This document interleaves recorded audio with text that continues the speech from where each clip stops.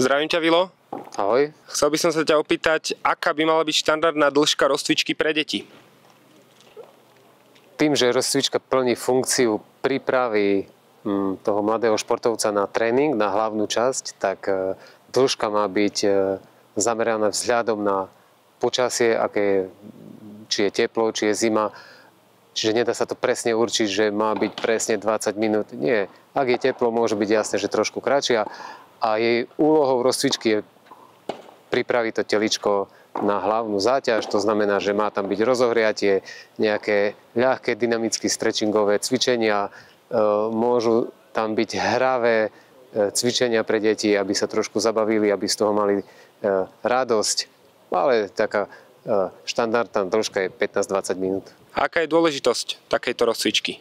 Ako som už povedal, je to dôležité z hľadiska prevencie zranení, pretože ak má byť v hlavnej časti nejaké rýchle pohyby, šprintované úseky alebo nejaké naháňačky v rámci tej hlavnej prípravy, tak aby dieťa sa nezranilo, tak má to byť hlavne preventívna funkcia. A samozrejme, že je tam funkcia toho, že tá rozcvička pripraví telo na záťaž. Z čoho by mal pozostávať taký kondičný tréning detí? Kondičný tréning detí pozostáva z rozvoja základných pohybových schopností človeka, to znamená sila, rýchlosť, vytrvalosť. Kráľovná športov atletika by dostatočne mala pripraviť toho človeka na rôzny druh športu. Mladí tenisti by mali predovšetkým vedieť behať, mali by vedieť šprintovať, mali by vedieť skákať a hádzať, čo vlastne spĺňa atletika v rámci svojho rozvoja.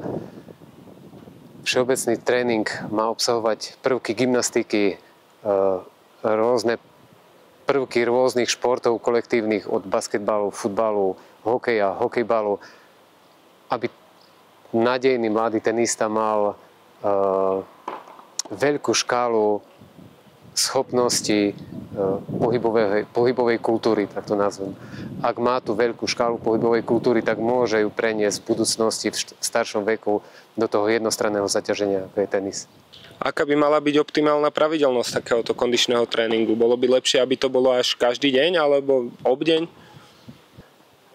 Myslím si, že ak je kondičný tréning minimálne 3-krát do týždňa, 4-krát do týždňa, samozrejme v primeranej intenzite a objeme, tak je to všetko v poriadku.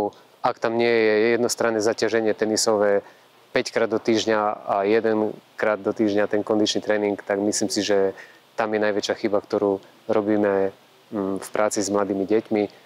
Čiže v prvom rade je to zo začiatku všeobecná pohybová príprava a až potom je ten špeciálny tréning. Veľmi pekne ďakujeme.